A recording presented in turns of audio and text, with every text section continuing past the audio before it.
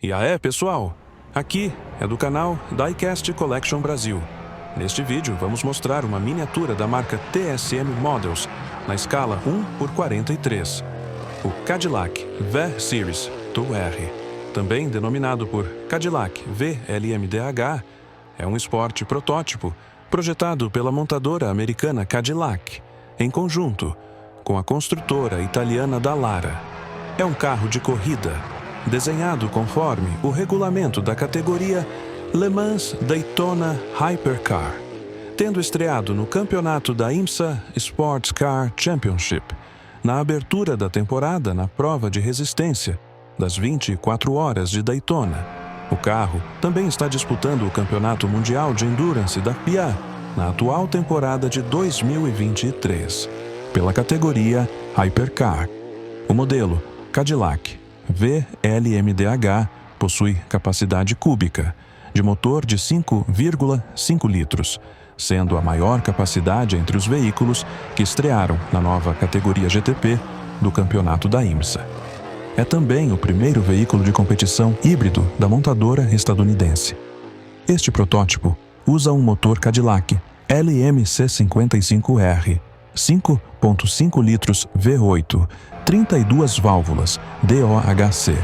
Tem a potência de acordo com o regulamento IMSA e World Endurance Championship, na casa dos 670 cavalos de potência e um peso na ordem de 1.060 quilos. Este carro se qualificou em quarto lugar e terminou a corrida em terceiro nas 24 horas Daytona de 2023. Os pilotos eram os seguintes: Sebastian Bourdais, Scott Dixon, Renger van der Zande. Se você gostou do vídeo, deixe seu like e se inscreva.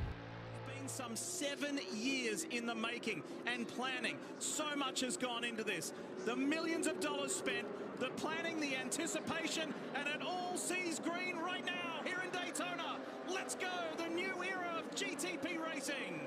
Great start by our Paulson to there, Tom Blomqvist. Ricky Taylor and a fellow Acura joins him. Look at that yellow car. That's Sebastian Bourdais, tucks it to the inside, gets the grip, he's gone for the lead early. And you saw Blomqvist with a big old wiggle there at the back end of his race car. These are by-wire braking systems to the rear, mechanical to the front, and drivers have been struggling. The gold and black Cadillac of Sebastian Bourdais behind. We saw Pagenaud drive right around Bourdais when the situation was reversed. Much later start from Simon, though. He's hanging on here before he hits the throttle, and away they go. Great jump from the Acura. Green flag is back out at Daytona. Here they charge for turn number one, and back in the pack is Earl Bamber, the third place primarily running car. He did not get the same jump because he restarted behind these cars down in the same lap. So you see the black and blue Cadillac there, fourth in line right now.